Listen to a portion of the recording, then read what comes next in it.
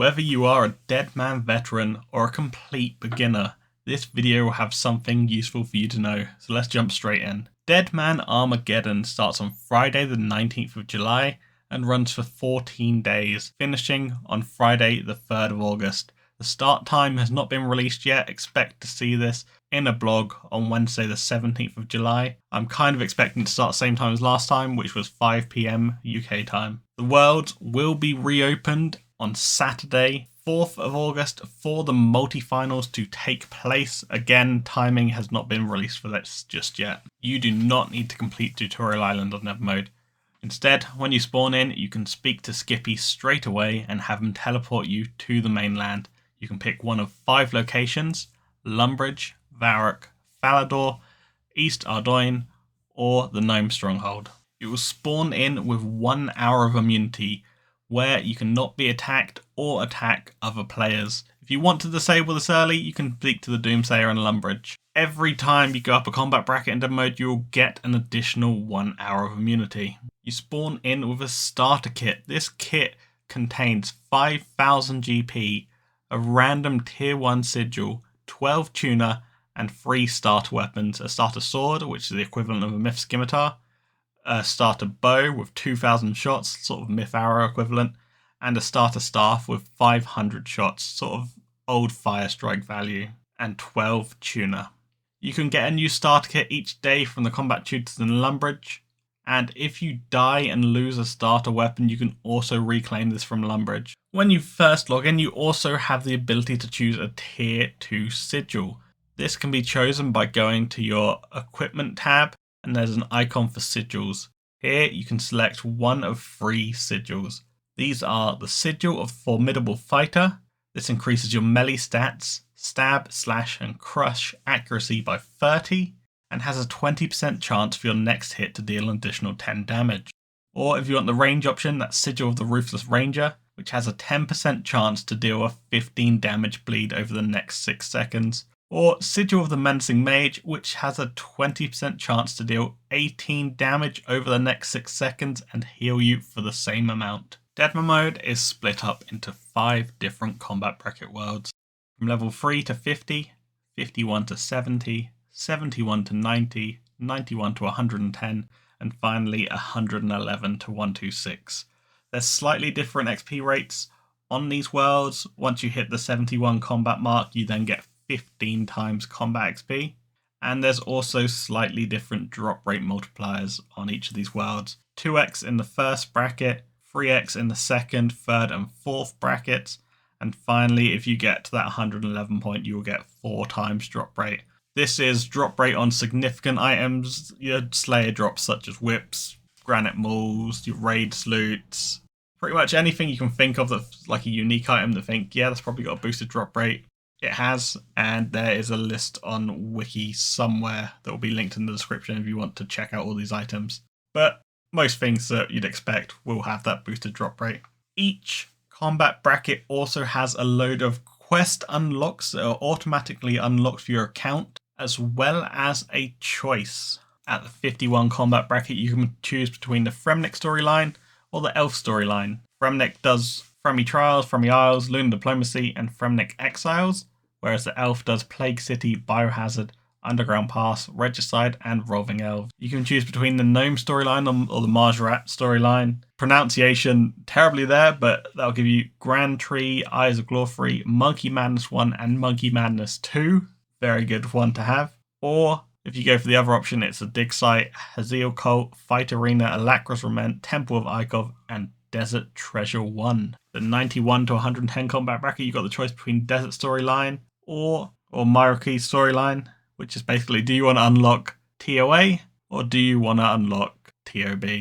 TOA is always a good choice here because you can do Theatre of Blood without even doing the quest. You just have to run there. And finally, at the 111 combat bracket, you've got the choice between unlocking Dragon Slayer 2 or Secrets of the North. If you do want to go for Desert Treasure 2, then having the Secrets of the North unlocked, very, very useful being right there. But Dragon Slayer 2 also a great pick. You can see on screen the list of these. Notable changes since last time. Holy Grail, Merlin Mystery, and Lost City are now auto-completed in the first bracket. Fairy Tale Part 2 should also be being complete in the first bracket, and you'll have access to Fairy Rings straight away. If you speak to the combat tutors in Lumbridge, they will be able to give you a Dreaming Staff, and this should help you with your early game questing, getting about, teleporting around the map. Probably the biggest change this time around for Dead Mode, you will all have unlimited run energy. I think after seeing how much people love it in leagues as well as in the Dead Mode All-Stars, Jagex finally caved in and have decided to give everyone unlimited run. This does mean they are removing the stamina sigils, but these no longer have a use, so that's quite fine. If you attack someone on Deadman mode, you will get a 5-minute skull timer. You cannot lose your skull while in combat, so you want to be careful of that, as if someone's attacking you while you have 30 seconds left on that skull timer, that's going to stay there forever and you need to actually freeze them and escape or use other escape methods to get out and lose your skull. There are safe zones all around the map in which you cannot attack other players. Most of these will just be major cities such as Varrock, Lumbridge, Falador, Gnome Stronghold, but there are some other areas around the map which will also be considered safe zones. In these, you cannot attack other players, and if you enter these while skulled, guards will spawn and try to kill you. These guards are less punishing than ones you may remember from the early Deadman mode days, which would freeze you, make you unable to move and just kill you on the spot. Nowadays you can run in, get attacked by them and run out again safely, as long as you don't spend too much time there. There's a safety deposit box at most banks and safe zones where you can store 10 items, and these will always be kept on death. If you get killed by another player on Dead Mode, you lose everything on you and your 10 most valuable items from the bank. This will include stacks of items. So if you have a stack of 1 million coins, the PK will get that. You will only lose 80% of that stack, but that's still quite a lot to be lost. So you might want to make sure your bank isn't risking too much if you're doing anything too dangerous. If you get killed by a player and you have grand exchange offers in, these are all just deleted from the game. One of the things that annoys me most, but there you go. It happens. It still happens after all this time. I've lost so much money to this. Dead Mode, there are faster shop respawns at the rune shops, staff shop, a few of your other basic places like range shops, and in Varrock range shop you can buy a Dorgshan crossbow and bone bolts, one of many people's favourite starter bows to use. If you're thinking about what to do for money on Dead Mode, just know that all herb drops are doubled, all dragon bone drops are doubled, so you'll get 2 dragon bones per kill. Very useful for early pro and money making methods. Experience in Dead Mode is 10 times starting off, and this includes any XP lamps or quest rewards you might get.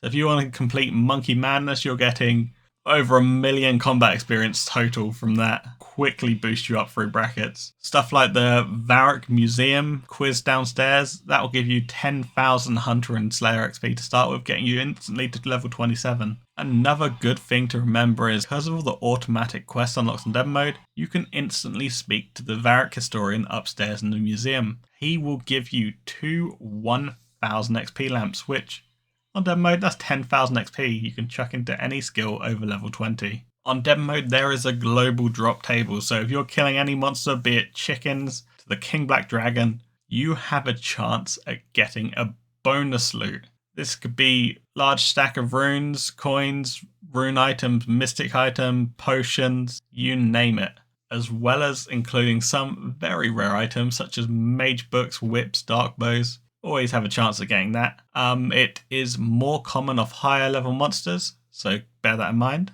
Right, let's get into the sigils. Sigils, what are they? Sigils are untradeable items that you get monster drops from your starter kits, and this time round from skilling as well will also give you sigil drops. Sigils are boosts to your character. It's a range of things from combat buffs to utility buffs, or some slightly defensive ones, and even maybe some minigame boosts. You cannot trade sigils to other players, however these can be sold on the Grand Exchange. You can use 3 sigils at a time. To do this, you need to go to a bank while unskulled and click to activate and attune the sigil to your character.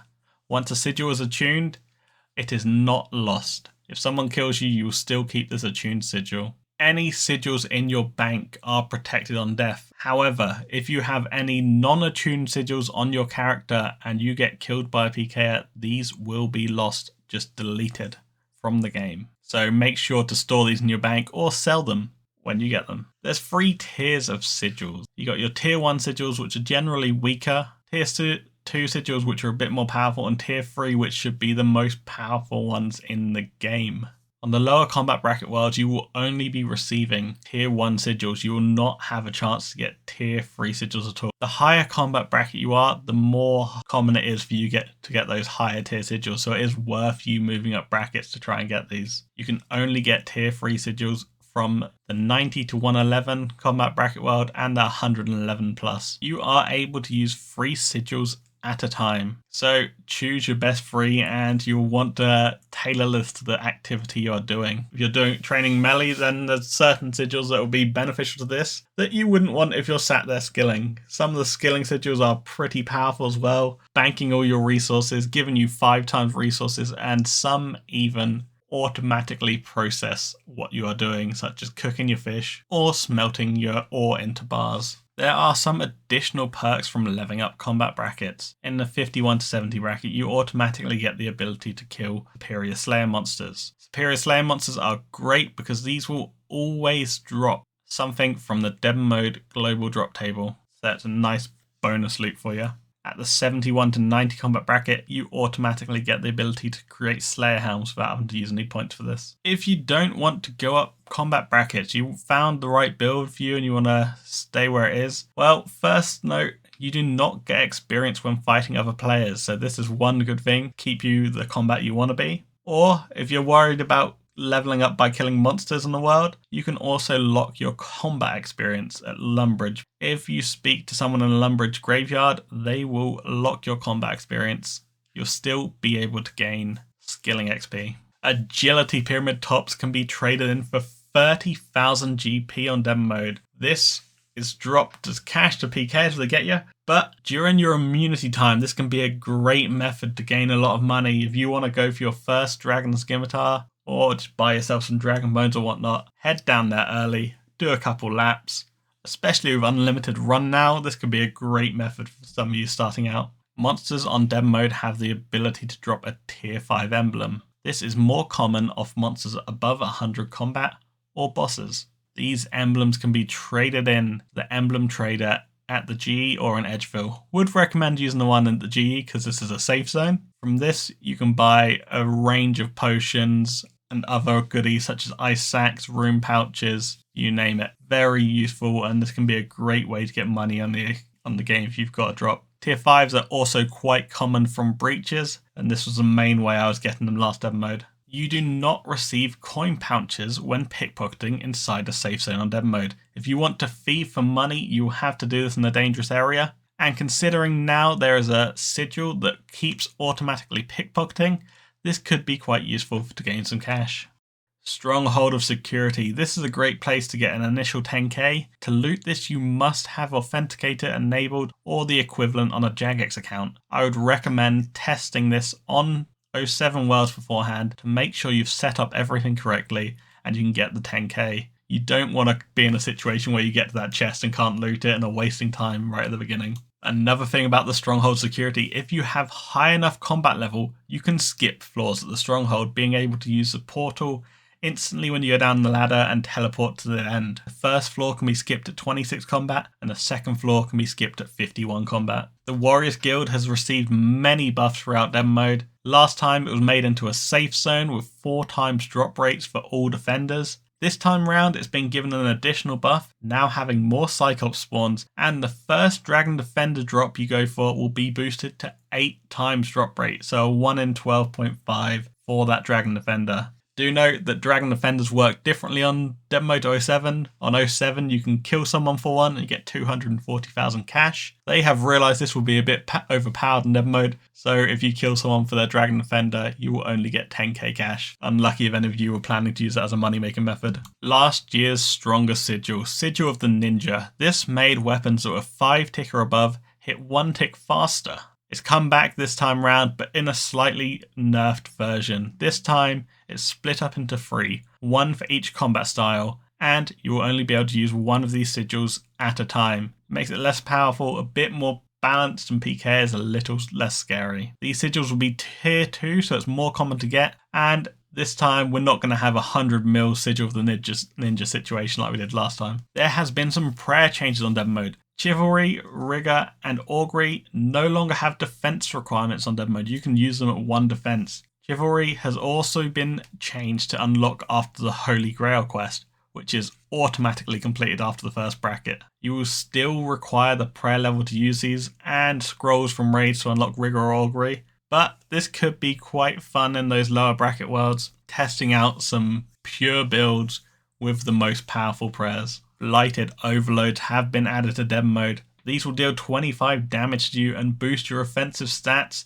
by the amounts shown on screen right now. There is a trade-off to using these, however, as your defense will be reduced, and if you try and restore that defense or boost it up with Bruise, that's going to keep getting dropped down. Corrupted Weaponry. This is one of the main things that differs from regular game to Deadman mode. Breaches have a rare drop of Trinkets of Advanced Weaponry. You can open these to give you a random corrupted weapon. There are 8 corrupted weapons you can get: a Voidwaker, Armadillo Godsword, Dragon Claws, Scythe of Vitur, Tumacan Shadow, Twisted Bow, and new to this Deadman mode, there will also be a corrupted Dark Bow and Volatile Nightmare Staff. These weapons are slightly weaker than their main game versions, having around 85% of the strength, but these can still be deadly, and if you get your hands on one of these, that's some nice cash. Would definitely recommend doing breaches. Try and get your hands on some of these. One change for this Deadman mode is you can no longer trade players outside of safe zones if either of you has Deadman mode protection left. This adds to a further existing system where players on protection cannot pick up players' loot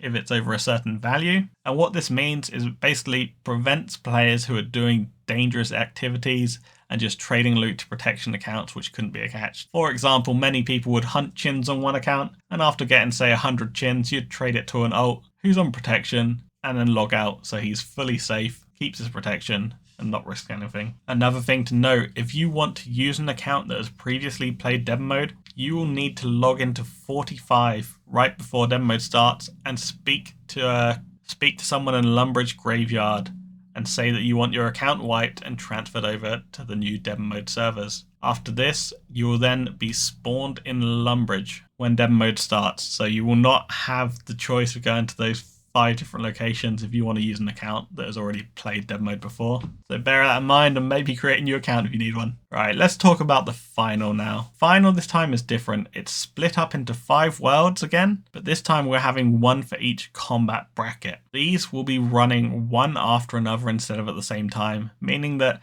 if you have 5 different accounts, 1 in each bracket, you can compete in all of the finals where the last remaining player wins $3,000. Please note that on the first final, the 3 to 50 world, to compete in this final, it is first come first serve, but also on this world, it will be only for players above 45 combat. I think this is mainly just to make sure people just don't log in with a load of level 3s and just give a free win to someone. Give as many proper people the chance to compete as they can. The finals this time, it's multi again, and there's going to be even more breach monsters on the way to those multi-zones. We don't know the final location yet. We'll have to wait and see. I'm thinking it probably will end up being somewhere like Falador or Anakal, which they've used previously. And these breach monsters might actually do significant more damage and hit people in the final area. Should be very exciting. I, for one, am looking forward to try and compete in all 5 different worlds. Skilling has received a little bit of a buff this Deadman mode. If you are skilling outside of a safe zone in one of the dangerous areas, you will have a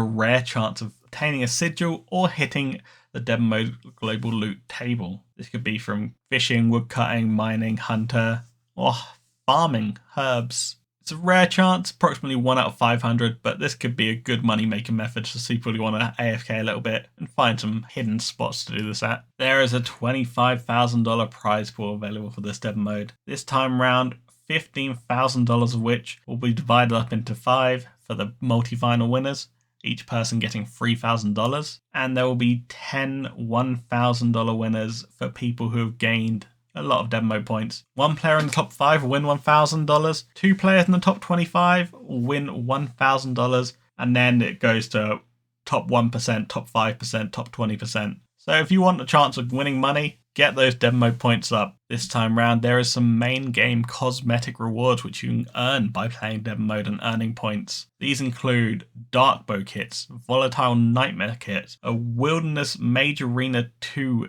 Deadman mode themed cape, as well as rugs for your player-owned house and a unique teleport animation. To earn these for yourself, you will need to play Deadman mode and earn points. There are many different ways to earn points, which I'll cover thoroughly in a different video, but for now, just know that pretty much any activity you do on Deadman mode gets points. Best way for points will always be breaches. Killing breach monsters gives 1-to-1 damage to point ratio, and you can get thousands of points from this. But also, killing any boss. Point rewards for bosses are different depending on which one you kill, how hard they are, depends on how much points you'll get. You also get points for questing, skilling, clue scrolls, achievement diaries, combat achievement tasks.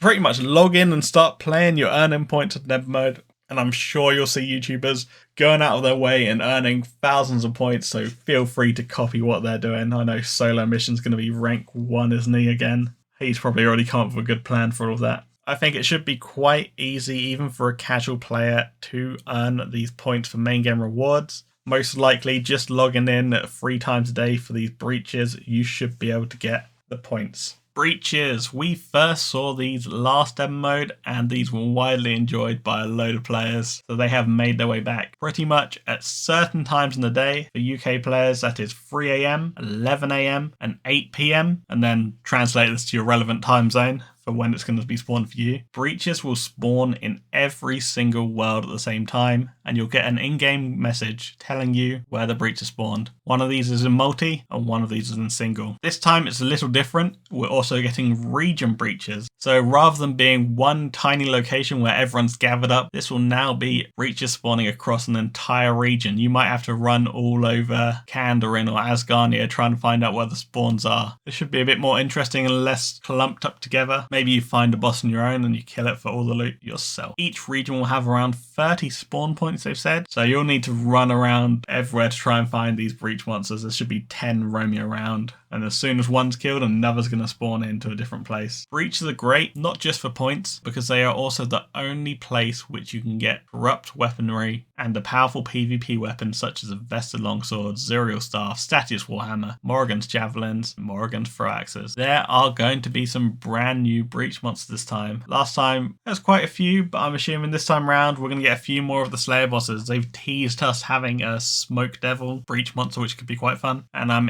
interested to see what else is going to be there. This time around there is a cap on the amount of points you can earn from a breach, so you will no longer need to try and wake up at all hours of the day to try and hit every breach, as you should be able to get the max amount of points much before that. Cap for these is going to be 70,000, and I think last time around people throughout the 3 weeks of play got over 150,000 points in the breaches, so this time around maybe only have to hit up half of them. One thing to note, ruby bolts will no longer affect breach bosses. I know that was a popular method that many people used last time, just ruby bolt spec to try and kill the bosses. This will no longer work. Corruptive weapons and ancient warrior armor is going to be slightly more rare this time around. Not sure how rare, but we'll see. At the end of Deadman mode, your account is transferred over to the permanent Deadman world 345. This time around, no items whatsoever are being transferred over. It was initially stated that you'd be able to transfer over your deposit box. Then in a later post posted in PvP Discord by ModMank, it said that no items at all transfer over. This should mean that the finals are going to be very interesting, with everyone using the best gear they've obtained, not trying to hide away or save anything, because it's all wiped at the end of the day. Very much looking forward to seeing if anyone's running around there with Ellie's, Fortified Missouri and whatnot, or even a Torva set. Anyway, that is pretty much everything I think you need to know. If you do have any questions, drop them in the comments. If I don't know the answer, I'll try and find out the answer for you.